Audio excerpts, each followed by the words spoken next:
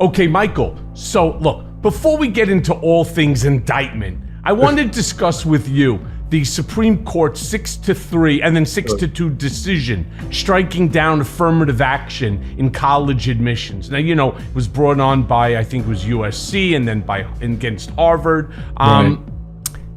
In her dissenting opinion, Justice Sotomayor wrote, and I quote, "In so holding, the court cements a superficial rule of colorblindness as a constitutional principle in an endemically segregated society where race has always mattered and continues to matter."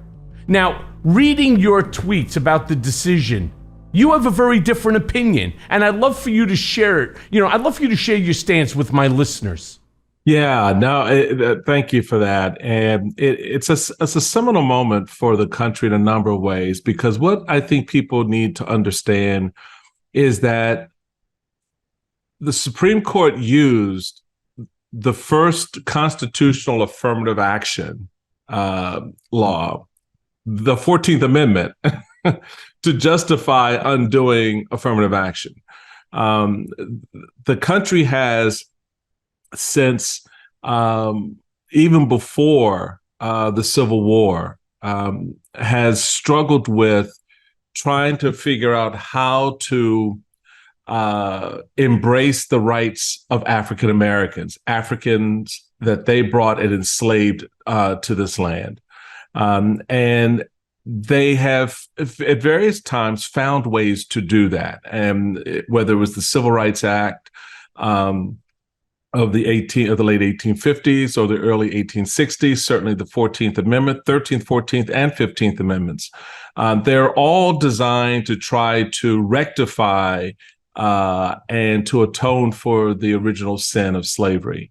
And for the Supreme Court today, talk about, this is a colorblind nation. Oh, the hell it isn't. This country has never been colorblind, from the very shores of 1619 to the ruling that it made in 2023.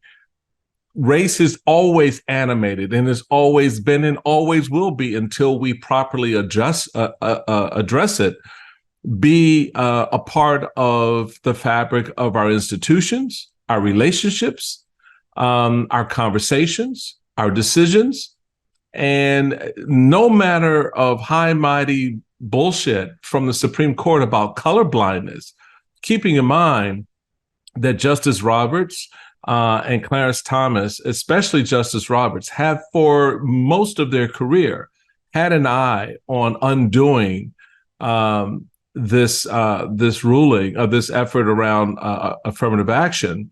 And now, with Justice Thomas, who has his own issues with affirmative action. I mean, I don't understand, Clarence, I get it. You went to Yale and you thought, when you got out of Yale, that the white boys were going to treat you the same way they treat other white boys because you had a Yale law degree. That ain't how it works. And now you're gonna put all that on the next generation of African Americans who still have to enter the same system you entered into, mm-hmm.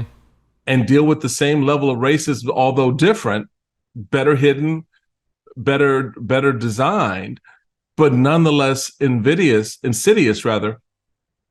It makes no sense. So.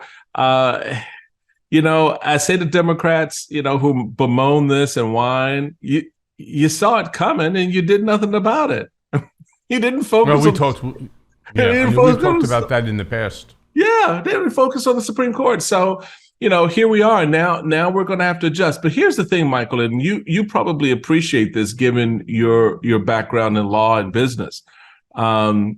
This was the first step. It was academics. It was, okay, now, institutions of higher learning can no longer use race. The next will be business.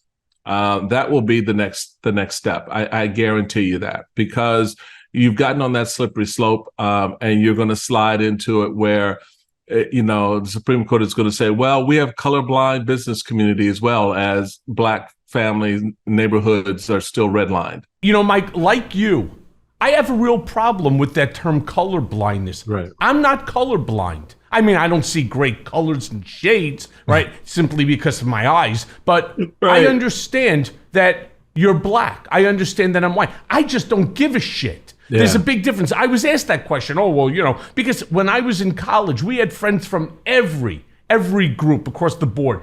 Black, white, Hispanic, we had Italian, we had Jewish, we had Muslim, we had, you know, some of my closest friends, Palestinian, Saudi, Jordanian. I had, you know, friends from Long Island. I mean, they were Muslim, Jewish, Christian. I didn't give a shit. There were those that I liked, not because of who you are, because I liked you. And there are those that I despised, regardless of, again, black, white, brown. It made no difference to me. I don't give a shit. And I hate that word. And I speak to a couple of people during the day right after, you know, the Supreme Court decision. I don't know why everybody feels that they have to call me to ask me my opinion on it. My opinion doesn't matter. I'm not on the Supreme Court. But the problem that a lot of people have is that they say that, and I think it's a cop-out, but it's a good rationalization, that there are so many brilliant black people, brown people, Asian people, white people. Let the best of the best compete in order to get in, and that these quotas are actually hurting people. But Michael, here's the problem. Yeah. Can I just say, here's the problem. That's bullshit. I'm not going to disagree with you. Because the best of the best don't compete. They don't compete. You know why? Because your daddy just spent $1 million to put his name on the building, and you're in that school. No, that's 2.5 for Kushner.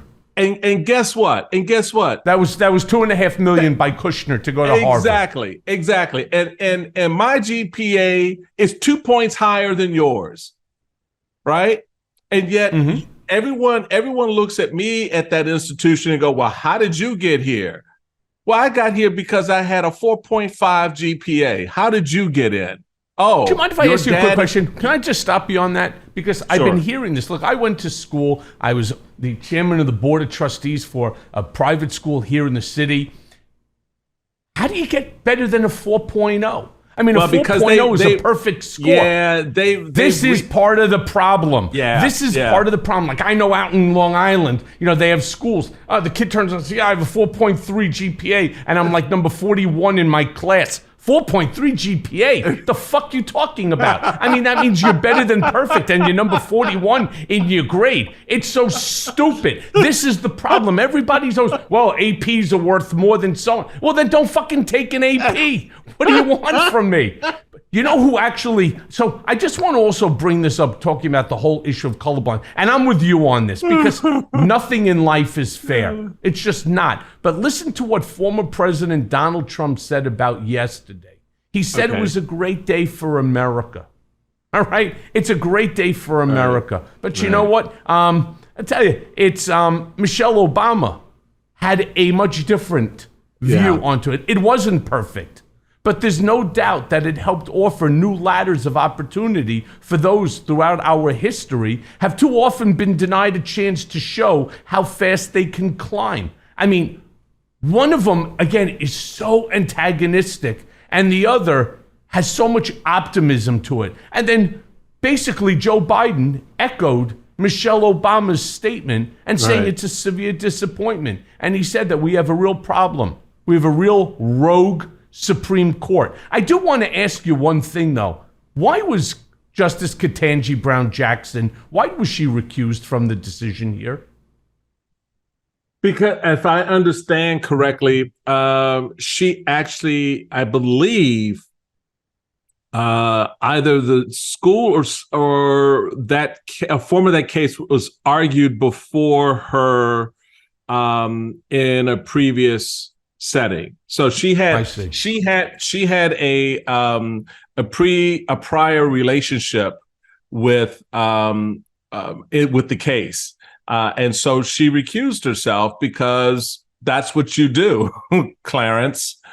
That's what you do when you have a conflict, even if it's a perceived conflict. I mean, not an actual conflict, but even if you're a judge on a bench and there's a perception that there's a conflict, you recuse yourself.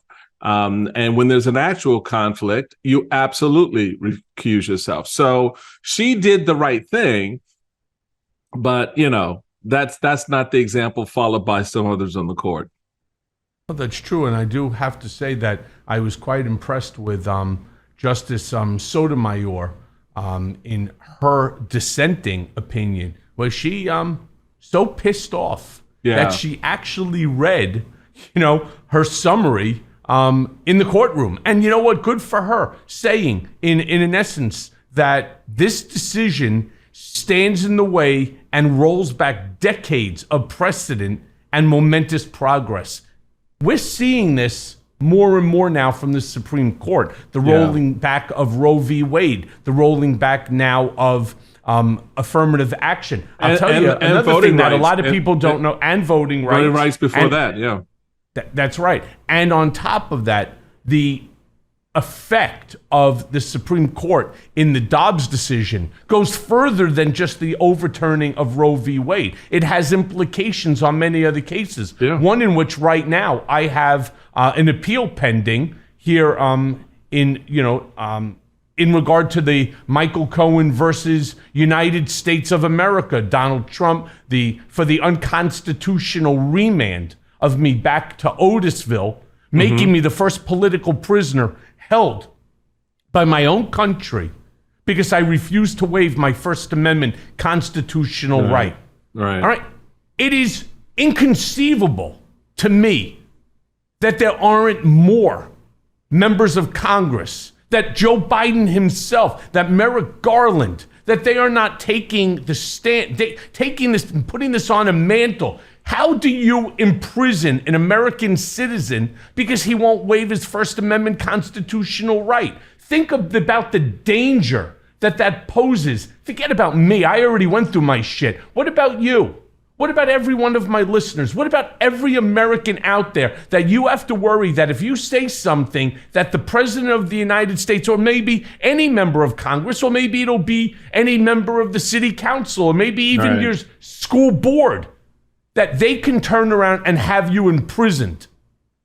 That's fucked up. Well, it is, and it is, I think, an important and dangerous precursor to the future. Look, there are ramifications in the future, in the near future, resulting from a political party which has turned on the Constitution itself and now uses the Constitution and weaponizes it against the American people, using the rule of law that it once claimed to uphold and weaponizing it against the American people. There is more of that to come. I mean, I cannot stress enough not just Donald Trump. Again, folks need to understand this is beyond Trump.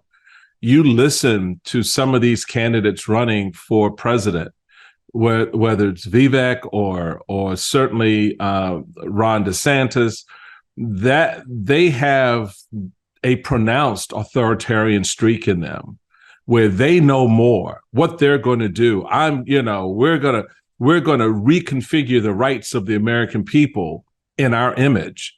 And so your case becomes just, the foundation upon which future rights are diminished and taken away, and marginalized. And so the success that you have in your case, in your appeals, and calling this out now, it will go a long way, I think, to turning on the lights to what the future potentially looks like. And at least, if nothing else, getting officially on the judicial record, on the constitutional record, the violation. And as a reminder to those who want to attempt, don't go there. but we're going to have to fight for that, like you're fighting now.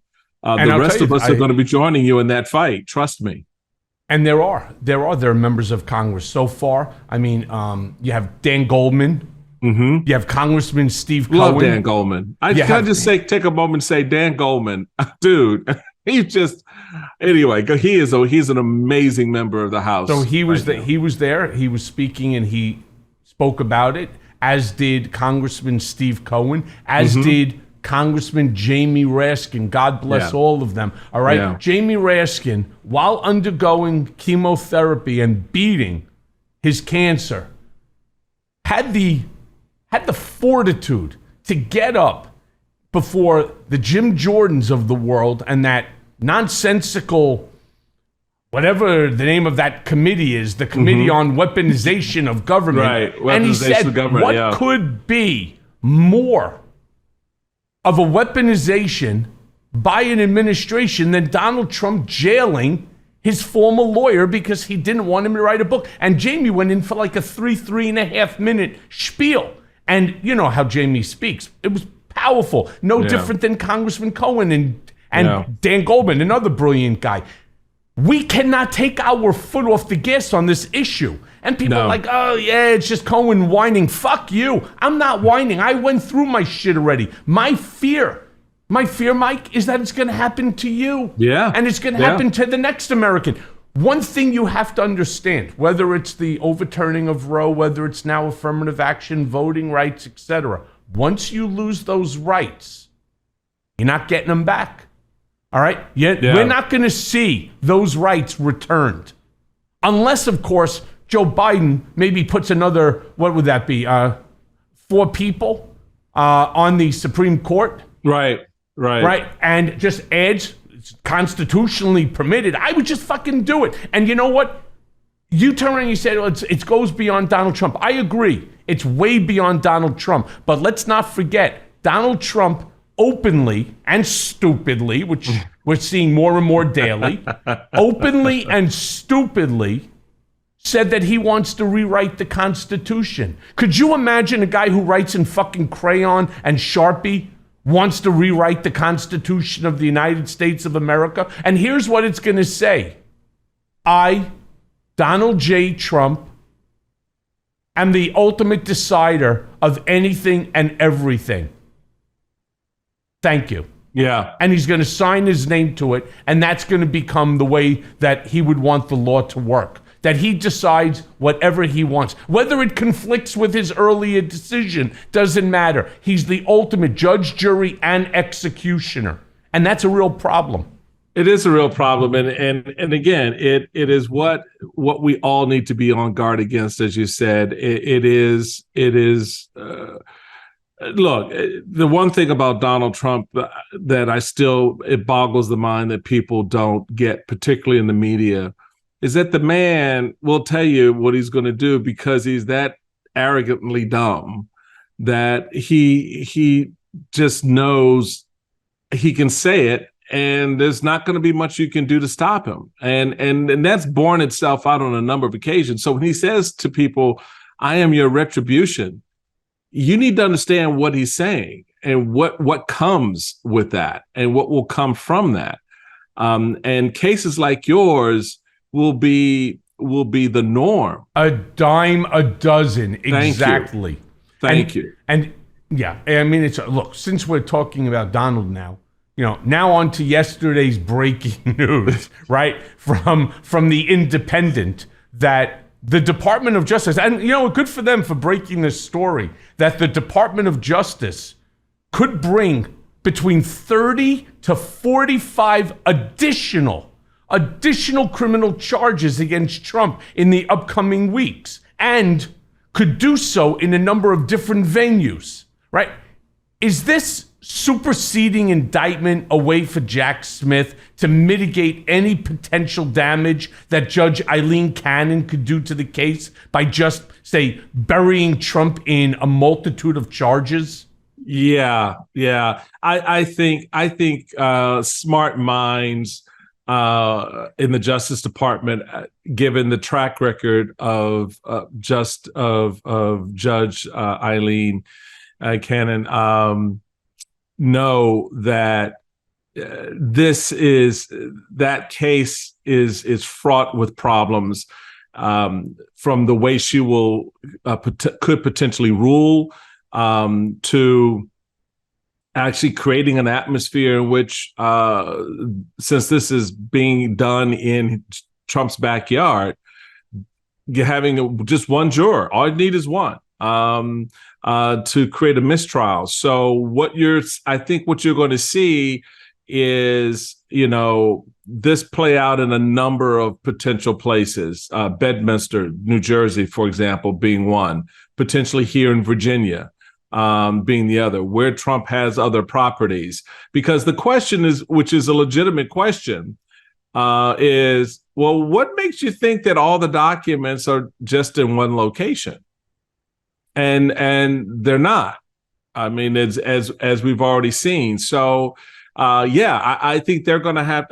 Tactically, I think Jack Smith is just he's playing another level of chess in this particular situation, and it will be interesting to see, knowing some of the players as we now know them, how he maneuvers to preserve the integrity and the viability of the cases that he's intending to bring.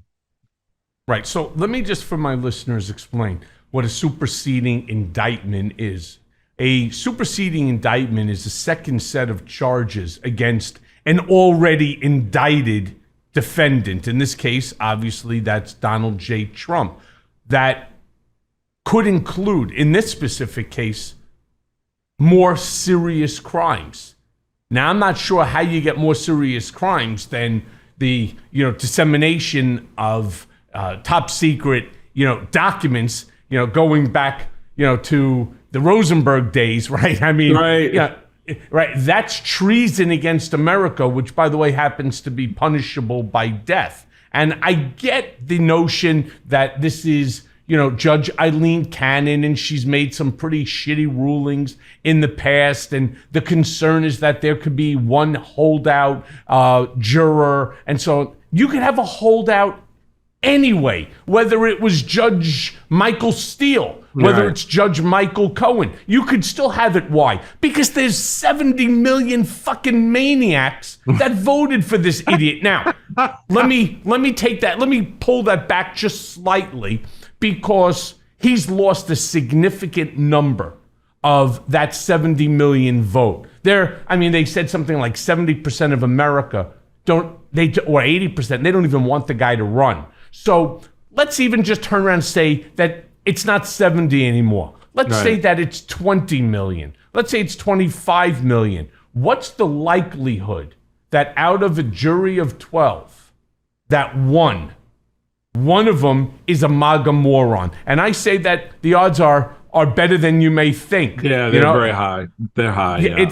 It's super high. But the question that I really have is, when we're talking about additional charges of new crimes that have not been put forth yet, what do you think some of those crimes could be? And, by the way, superseding indictment could also include other individuals like dear old Rudy Colludi, drunken Giuliani. Yeah, I think there could be probably conspiracy would be a really big one, I think, because that, putting it all together, Giuliani certainly being at the center of that, as well as some of the other personnel. Because here's the rub, and this is the thing that Trump can't control for. He doesn't know how much his boys have flipped on him.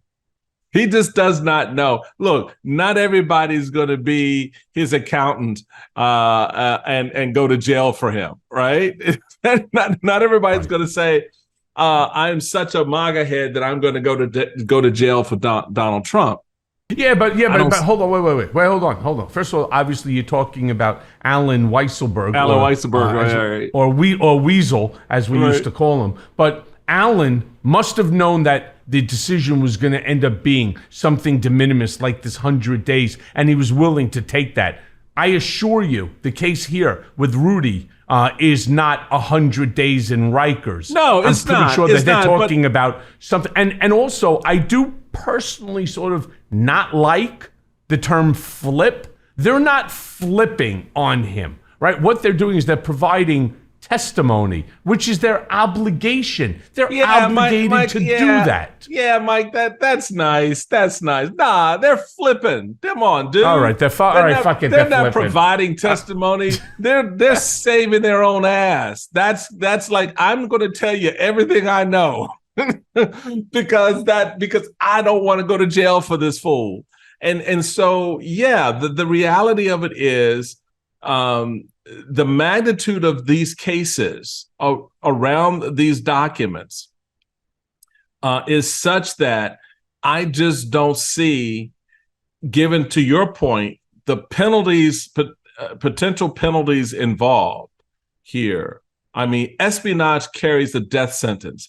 The jail time is like in the hundreds of years, right? So the reality of it is, unlike Weisselberg, who had, oh yeah, you get 100 days. He's like, okay, you're going to take care of my wife and family for 100 days. I'm good, right?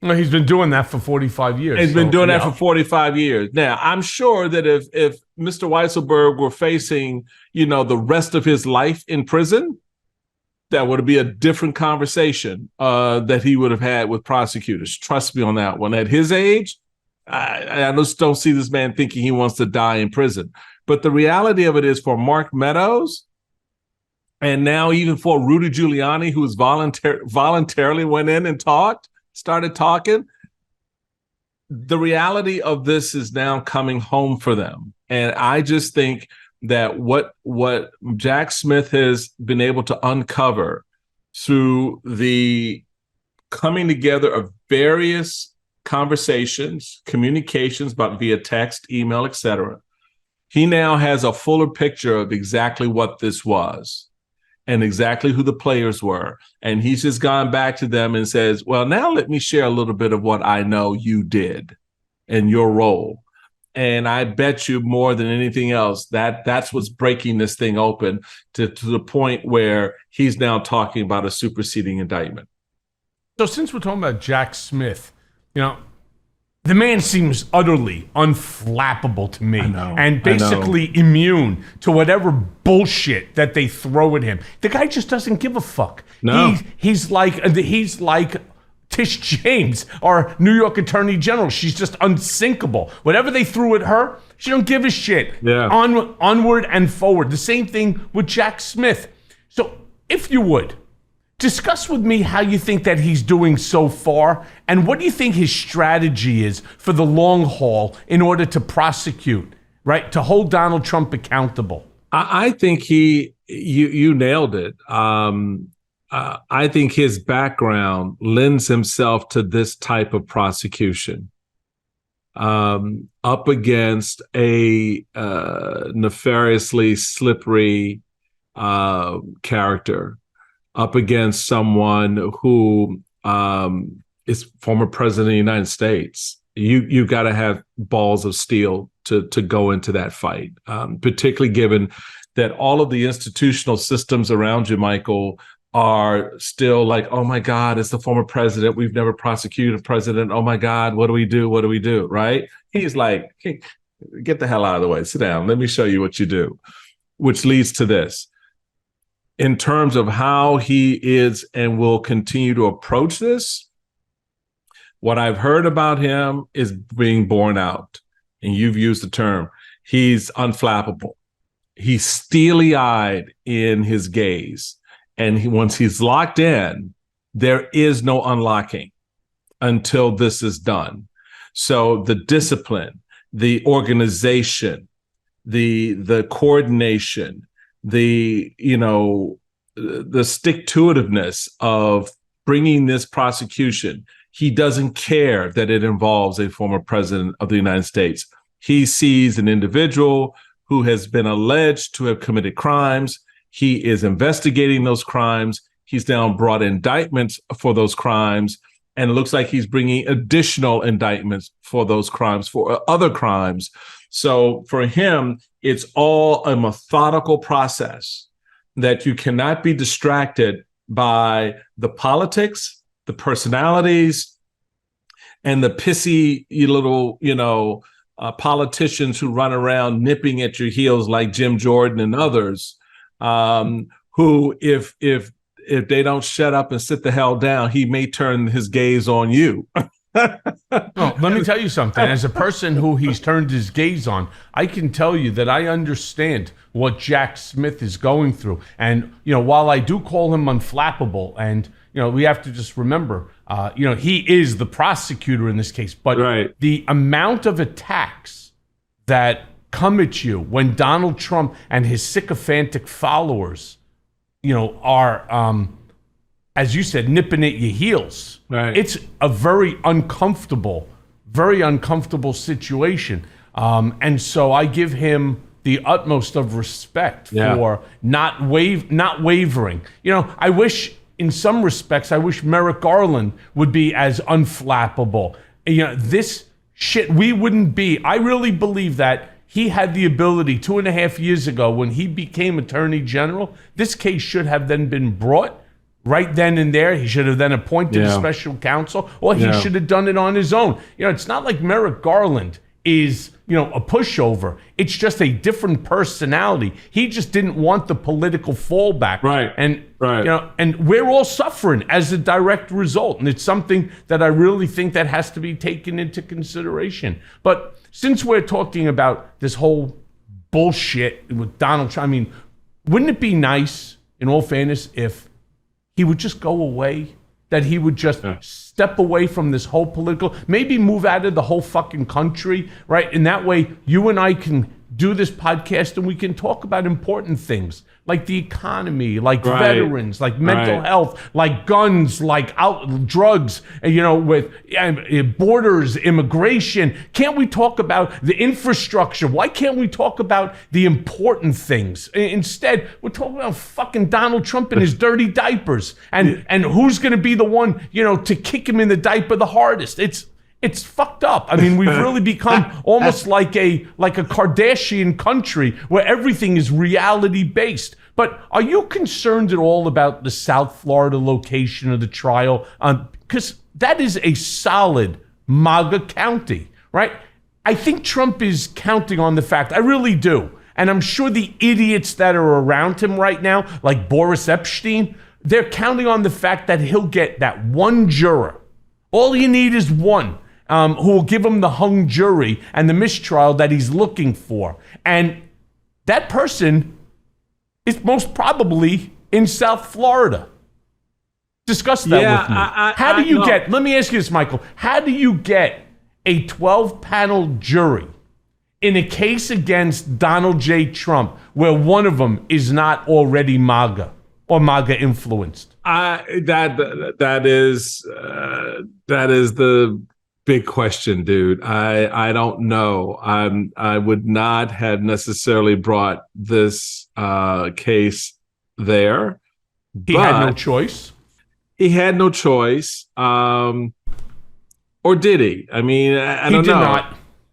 He did not.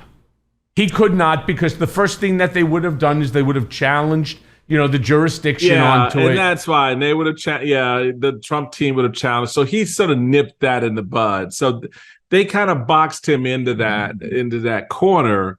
But here's the thing. The voir dire process, the process of selecting jurors, I think it's going to be very intense. And I think there will be enormous profiles done on every one of those jurors. Their social media, their conversations, all public references that they may have made to begin to understand. And they've done movies in the past about this process, and in big trials where it comes down to a jury and it matters.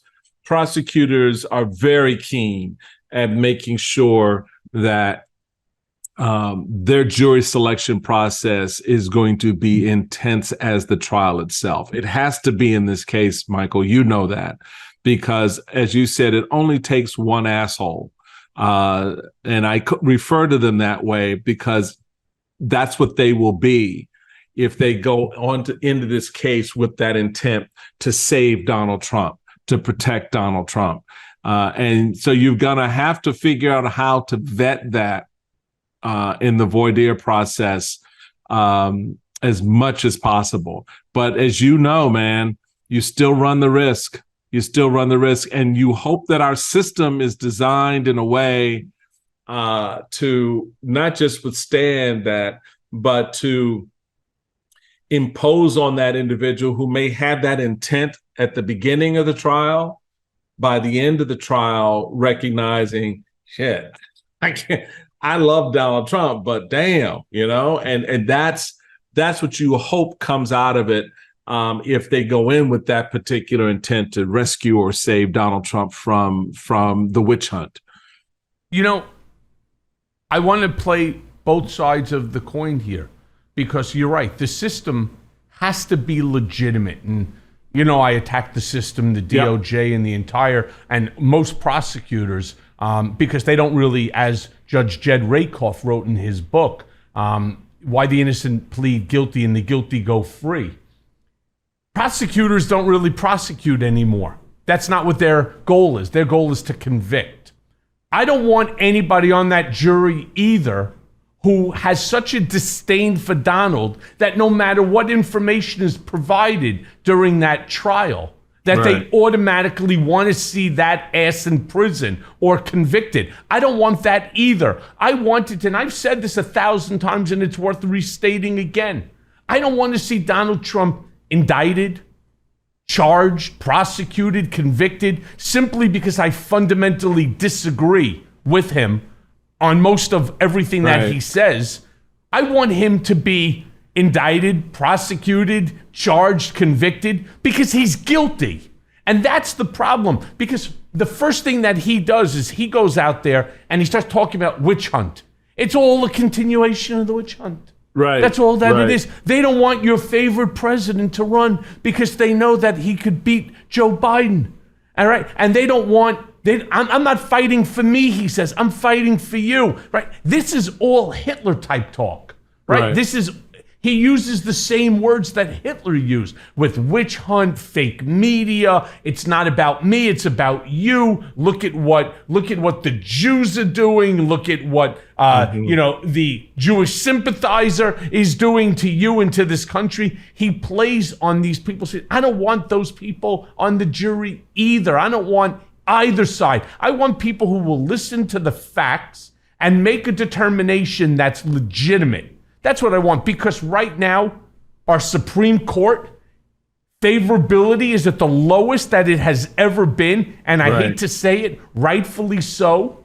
Our DOJ is at the absolute lowest in terms of favorability that it's ever been. Even our Congress is at its lowest favorability. And you have people like Marjorie Toilet Green, and you have Lauren Boeberts, and the Matt Gaetz, and the Josh Hawleys, and the Ted Cruzes. You have all of them to thank for it, right? Even Lindsey Graham, you have them all to thank for the disdain that the American people, that we have for these members of Congress who don't give a shit about the American people. This is all about them raising money and being reelected and going on their 14th, 15th term. This is bullshit. Yeah, no, I agree with that assessment about having the system play this fairly, and a jury that is comprised of his peers who objectively look at the facts and the evidence and fairly conclude one way or the other his guilt or innocence. And my hope is that is exactly what happens with all the talk, I think, appropriate and concerning about the judge's potential behavior, a jury member going rogue. All of that is important to understand and to contextualize. But I have hope that in the end, the nature of our system comes through, the true nature comes through, and that, you know, the better angels, if you will, prevail in this scenario, one way or the other. You know, they can look at that evidence and conclude that it is not as the prosecution has painted it, and he's innocent of the charges. They can look at that evidence and conclude it is as the prosecution has painted, and he's guilty of that charges. And that's all we ask them to do. Leave your MAGA bullshit at home. Leave your Trump bullshit at home. If you are asked to serve on that jury, serve with dignity, serve with humility, and serve with honesty, because the rest of us are relying on you to get it right. And if you don't, then you're doing is uncorking bigger problems for our country down the road. And I just think it's important. So I have faith, Michael, that's how that will play itself out. That Judge Eileen Cannon will be a straight shooter, not try to influence a juror with her rulings, or persuade the outcome one way or the other with her rulings, and that jurors will sit there intently, respectfully, and purposefully evaluating the evidence. The prosecution will come prepared to do their job. The defense will do its job, and those of us watching and listening will see this process work the way it's supposed to work, because the stakes are high, my friend. You know that the stakes are too high. Well, the stakes are high, and I just wish that I shared, your rosy-colored glasses as somebody who's been victimized by the system. You know, not firsthand. Once, twice. You know firsthand. So I don't have the same. I have this. I share the. I'm not optimistic. I'm hopeful, but I'm not optimistic that that's what's going to happen. And even if it doesn't, see, here's the bad part. Even if it doesn't happen, that everybody on that jury is going to be exactly as you described them, that they are there to do their job. They're leaving all of their beliefs at home when they come into that courthouse, and that they are going to give an honest, fair, and legitimate decision at the end. Okay. That's great. What's Donald going to do no matter what? Unless he wins, all right? Yeah. Unless he wins, he's going to, of course, turn around and say, they're all Trump haters, right. That this is all and no matter what you say about them, you could have a person there with 50 photos of Donald. The guy could have given him every dollar he's ever had. Donald will still say that he was paid off, that this is a witch hunt, and so on. And that's the problem with somebody like Donald Trump, because truth and responsibility and accountability are not words that either he could spell or that are part of his moral compass. So let me ask you this, right? Because since we're talking about the jury, they're going to be hearing testimony about Donald Trump's failure to return documents. They're going to see the timeline going back a year and a half when NARA asked for the return of documents, and the lies, and then the affidavits by lawyers and so on. What's your reaction to the audio of Donald Trump that was released by CNN earlier in the week, when you actually hear the former president of the United States in his own words, in his own voice, basically verbalizing a felony, acknowledging that what he did? I don't see how anybody sees it differently than I did, other than Donald. Because now it's newspaper clippings. It was his dirty diaper. It was his golf shirts. It was golf balls rattling around inside the boxes. Only Donald could come up with something that's stupid and think that he's going to be able to convince, the majority of this country. Yeah, the audio tapes are damning, because on those tapes he admits, this, I could have declassified this, but I didn't. Right, because he could declassify a newspaper clipping. and I'm now showing it to you. And then he says it's off the record. By the way, it's off the record. Yeah, you're right. It's off the record. It's off the record. Well, it really doesn't matter whether it's on the record or off the record. You weren't supposed to have those documents. And you damn sure wasn't supposed to be showing them to anybody on the record or off the record, unless they had the appropriate classifications level, security level to see them. And the reality of it is, he can't help himself. He cannot help himself. He's that guy, who's going to brag about the crimes he commits because, that's what he does. He wants to show you how clever he is. He wants to show you how cool it is to have something. Like he even says, "Oh, isn't this cool?" Yeah, no, dude, it ain't cool. What's going to be cool is your ass sitting in a jail cell. That's going to be cool because it's cold in there.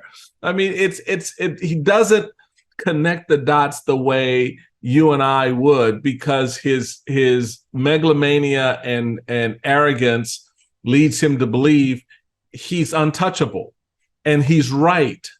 He's always right. He's never wrong, and he can never do wrong.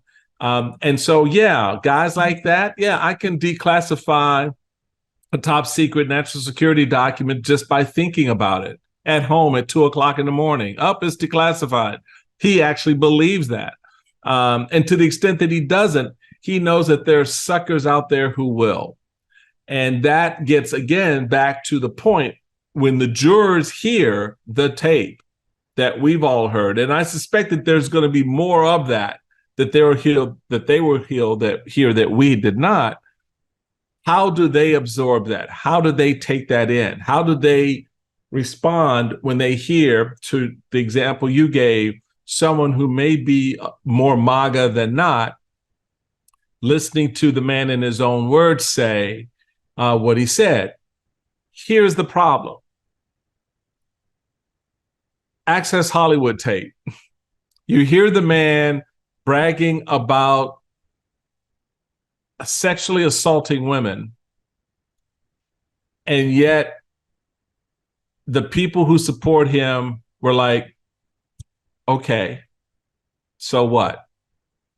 And that's the problem in this case with potentially with a juror or the jury, is those biases that you appropriately reference are blinding to what they're hearing and seeing in the evidence, and they just go, so what?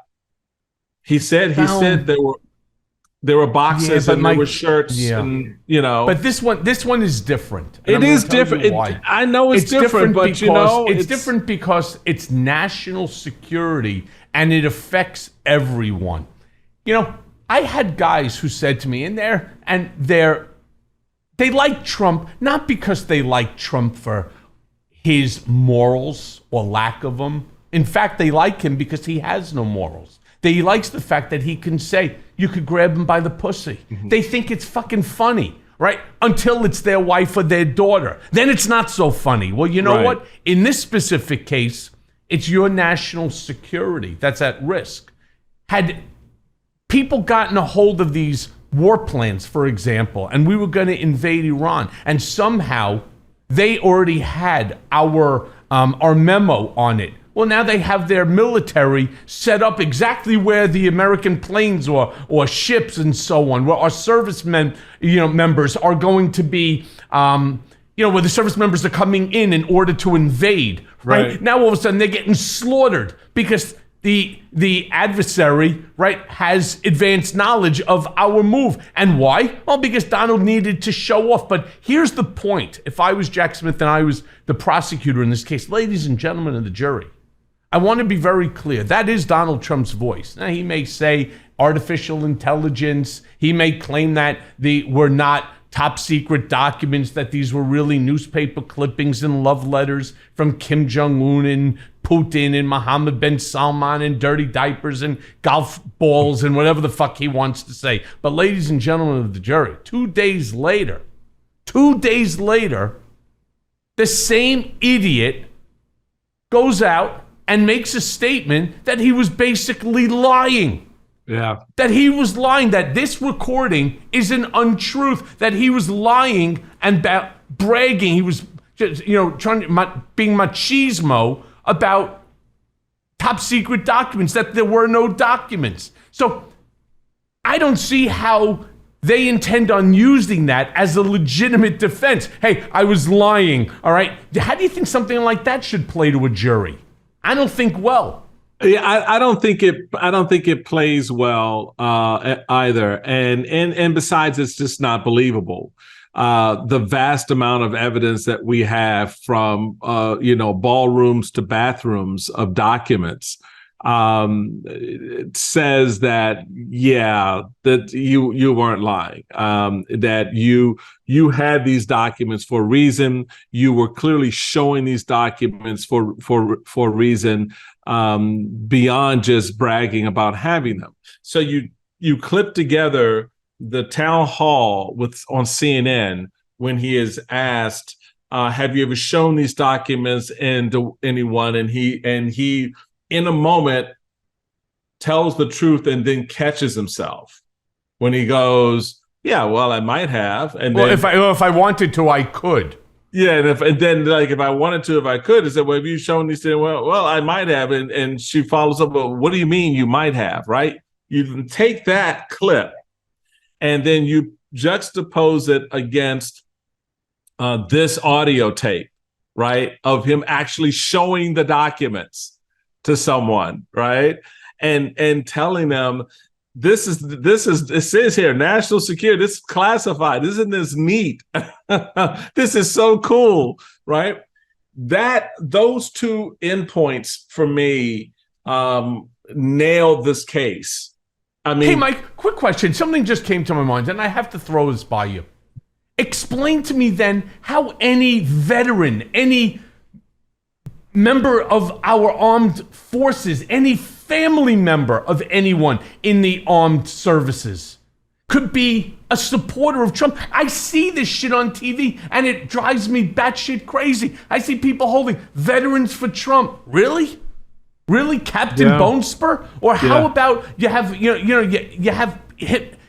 whether it's law enforcement who he completely disparaged, you have members of the military who sit there, they come to these rallies, they go there, they take pictures, they shake his hand. Do you understand that he was putting your lives on the line? That he doesn't give a shit whether you live or you die? He doesn't care what happens to your family, the sadness and that they're going to feel for the next 100 years. Yeah, he just doesn't care. Well, it's because they wear MAGA more than they wear their own conscience. They know that this is not right. None of this is right.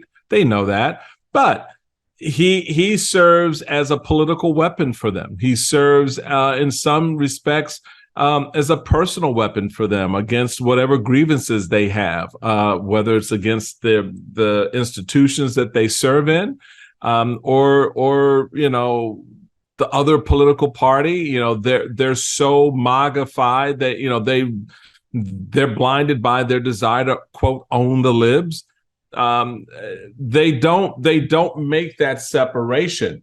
I don't understand how anyone in uniform, whether military or civilian, police, etc., can align themselves with this man. Because let's just call this. Let's call it Mike. Yeah, go ahead. I'm sorry. No, I was going to say he's never had. To your point, he's never had their interest at heart. No. At the end of the day, let's call it what it is, though. It's for the most of them, they all look the same. They all say the same stupid shit, meaning they're reading the stupid shit in the same place. It's about white privilege. Yeah. That's really what a lot of this is about. It is. And Donald is the king of white privilege. He knows exactly how to stoke the fire, right? It's exactly why he made the comment about the affirmative action yesterday. Yeah. Instead of taking a human approach to it and understanding history, something he doesn't know or care about. But there's another guy who's problematic in a very, I hate to say it, in a similar, though somewhat dissimilar way. And that's Democratic presidential candidate Robert F. Kennedy Jr., somebody who we had on this show. I think he's a nice enough guy as I spoke to him for basically an hour, but I fundamentally disagree with just about everything that comes out of his mouth as well. And, he's now becomes, Fox News's favorite, go-to person, right? I mean, it's unbelievable. This man is a spreader of dangerous ideology. He has no idea what the fuck he's talking about. He's got a lot of facts, and he doesn't let you speak, and he just talks right over you about COVID, vaccinations, and all of that. And I understand why Sean Hannity likes to go to him, right? Maybe to help him because of their animus to Joe Biden beating Donald Trump.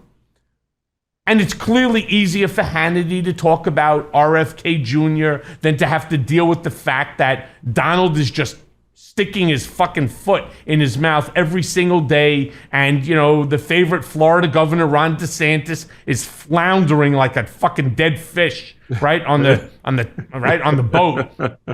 What in your mind is going wrong? Let's talk about DeSantis then for a second. What in your mind is going wrong with DeSantis, besides for the fact that he has fucking zero people skills and a host of other issues, right? That really makes him seem more like a high school hall monitor, right? Or your RM in college than as a governor or as a presidential candidate. Well, you just summed it up there. I think he's one of these creatures of politics that wound up at the right place at the right time, making the right call, in that he went out and got Donald Trump's endorsement in his race in 2018 and got it, and it propelled him to where he is. But at the end of the day, he's not a retail politician. He's not someone who I think has the wherewithal to run this gauntlet. He has it, by all accounts, and certainly from my own observation, his skin is thin as a slice of onion skin, and his jaw is glassier than glass. And the reality of it is, he's never had the punch, and when he gets punched, he will fold like a cheap suit. And I think that is what a lot of people are seeing. The word that is floating back in this direction from his ventures on the campaign trail is, the more people see him, the less they like him. The more they engage with him, the less they see him as president. And that is a damning indictment. Talk about indictments. For a presidential candidate, that, there were 300 people in the room to see you, but when you walked out, half of them were like, I don't know why I did that. and that's not a good place to be. So he's got those issues. The fact of the matter is, all of these Republican candidates, save Chris Christie, will have this issue, because they're not willing to go up against Trump. They're not willing to take them on. I asked the ones I've talked to, I've asked them personally, and I'll put it out again. Are you prepared to lose the primary in order to win the general? Meaning, are you prepared to do what it takes to defeat Donald Trump and could potentially lose the primary in the process, in order to position yourself to actually become the nominee and win in November? Mm-hmm. And that's what this boils down to. You've got to be prepared to go full bore into Donald Trump, relentlessly. And it's left hook, uppercut, jabs. It's constant bombardment. Now on Trump, it's all about the body blows. That's it. That's about the body blows. Exactly right, Michael. That you and I know that because we've seen it. You more than me. You've seen how he operates, and he is the guy that will throw the punch but can't take a punch. And the reality of it is, no one is willing to throw the punch at him. So we'll see. Yeah.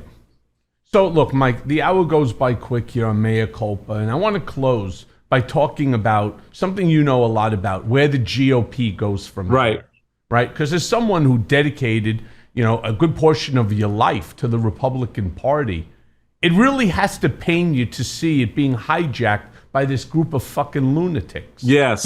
My parents are Republicans, and they say this to me all the time. I mean, I'm actually taking their line. They're fucking lunatics, these people. Is there a path back for you to the GOP? And if so, what is it? And how does something like that even happen? I mean, how does the GOP today, in light of everything that's going on, divorce itself from the MAGAs, divorce itself from the Trump, the Trump ideology, and this crazy fringe? I unfortunately don't think it does. I think it's an abusive relationship that the party now finds itself in. It has succumbed to the reality that those ideas, those Lincoln-esque principles that defined and animated the party for 170 years are no longer valid. And they've given away to a two-bit carnival barker who has beguiled them by telling them, I alone can do it or fix it. I am your retribution. All of my problems are really your problems. That's why they're coming after me. It's just a mind fuck that he has done on the party. And the reality is Republicans like myself are not moving in so much to save, but moving away and doing it in a way in which trying to create someplace else to land, someplace else to go. Our country needs more political parties. We need to expand this operation, if you will, beyond just Republicans and Democrats.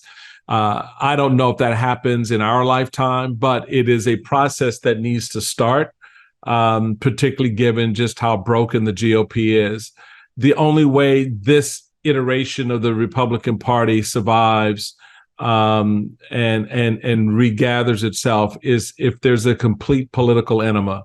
You just flush it all out of the system. I just don't know how that happens, and I don't know who does it. More importantly, because the presidential candidates are all in one way or another illustrating their willingness to embrace MAGA, and that is a problem for Republicans.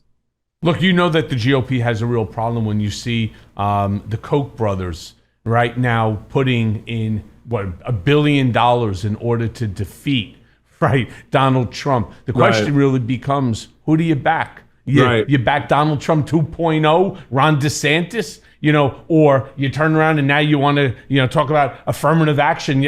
Tim Scott, right? He's just Black Donald. I mean, let's be fair. I mean, I see the same stupid shit coming out of his mouth that we see, coming out of Donald's mouth. So all you're getting a cheap imitation of a shit suit that you wouldn't want to buy anyway. So I don't get it. And so people then say, well, why should I buy the shit suit when I can buy the real deal? Right? It's still there. I can still take. When you see, by the way, Mike, when you see people like Adam Kinzinger or Liz Cheney, right? Getting pushed out. When you see Mitt Romney basically silenced, and I'm talking about members of the GOP, right, who are decent, honorable people that care more about the country than they care about MAGA and so on. Two of whom, already, got kicked out simply because they wouldn't go along with the game. Good for the Kochs for doing what they're doing. Look, I may be a Democrat and have been my entire life, but that doesn't mean that I want to see the GOP burn down because, I believe that we do need, at minimum, two parties. Right. And I don't want to see one party insane and then the other party trying to fight the insanity. We're just wasting a lot of our brain power and our time. But Mike, as always, you're the best. Thank you for joining me as usual. Hopefully we'll see you soon. We have a lot more to talk about because there's a lot more stuff happening. There is a lot of crazy out there. I'll be bothering you to come back.